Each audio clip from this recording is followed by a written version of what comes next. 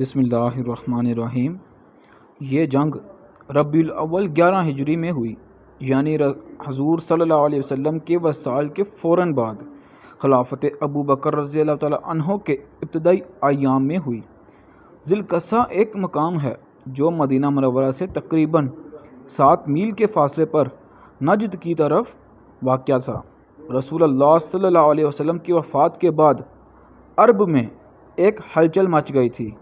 بہت سے قبائل نے اسلام سے منہ موڑ لیا، کچھ نے زکوٰۃ دینے سے انکار کر دیا اور کچھ نے جھوٹے مدعیان نبوت کی پیروی شروع کر دی۔ مدینہ منورہ میں حضرت ابو بکر صدیق رضی اللہ تعالیٰ عنہ خلیفہ بنے تو یہ فتنہ ان کے سامنے سب سے بڑا امتحان تھا۔ انہی دنوں مدینہ کے قریب ایک قبیلہ طیہ اور اس کے ساتھ دیگر مرتدین نے ذی القصہ کے مقام پر لشکر اکٹھا کر لیا۔ ان کا مقصد یہ تھا کہ مدینہ پر اچانک حملہ کر کے مسلمانوں کو کمزور کر دیا جائے۔ مدینہ کی تیاری حضرت ابو بکر رضی اللہ تعالیٰ عنہ کو جب اس کی خبر ملی تو آپ کا دل غیرت ایمانی سے بھر اٹھا۔ آپ نے صحابہ کو جمع کر کے کہا، یہ دین ابھی نیا ہے، اگر آج ہم نے سستی دکھائی تو یہ فتنہ پورے عرب کو نگل جائے گا۔ اٹھو، اللہ کے دین کو بچانے کے لیے نکلنا ہوگا۔ صحابہ کرام تیار ہو گئے۔ حضرت ابو بکر رضی اللہ تعالیٰ عنہ خود تلوار حمائل لیے لشکر کے آگے بڑھے اور مدینہ کے باہر ذی القصہ کے طرف نکلے۔ پہلا مارکہ ذی القصہ میں دونوں فوجیں آمنے سامنے ہوئیں۔ مسلمانوں کی تعداد کم تھی مگر دل ایمان سے بھرے ہوئے تھے۔ مرتدین کا لشکر بڑا تھا مگر وہ فریب اور بغاوت پر قائم تھے۔ جنگ کا آغاز ہوا تو مسلمانوں نے پہلا حملہ کیا مگر چونکہ دشمن کی تعداد زیادہ تھی مسلمانوں کو کچھ دیر کے لیے پسپائی اختیار کرنا پڑی۔ مرتدین نے یہ دیکھ کر زور و شور سے بڑھ چڑھ کر حملہ کیا۔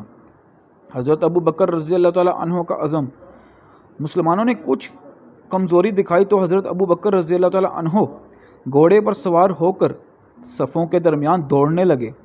آپ پکار رہے تھے، اے مسلمانوں، یہ وہی دن ہے جس کے لیے رسول اللہ صلی اللہ علیہ وسلم نے اپنی جان دی، تم پیچھے ہٹ کر اس کو کیسے چھوڑ سکتے ہو؟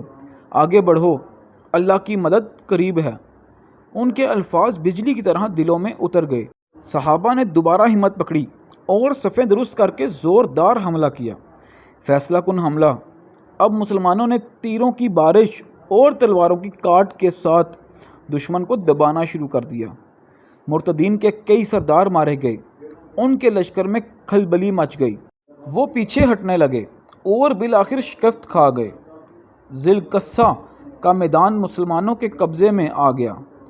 جنگ کے بعد، اس فتح کے بعد مدینہ محفوظ ہو گیا اور یہ پیغام پورے عرب میں پھیل گیا کہ مسلمانوں کا مرکز مدینہ کمزور نہیں ہوا۔ حضرت ابو بکر رضی اللہ تعالیٰ عنہ کی قیادت میں اہل ایمان مضبوط اور متحد ہیں۔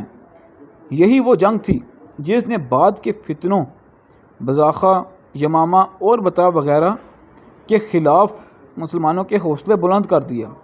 نتیجہ جنگ ذی القصہ خلافہ صدیق رضی اللہ تعالیٰ عنہ کی پہلی بڑی کامیابی تھی۔ یہ مارکہ اس بات کی علامت ہے کہ اگرچہ دشمن زیادہ ہو اور وسائل کم ہوں لیکن ایمان اور سچائی کے سامنے باطل کبھی جم نہیں سکتا۔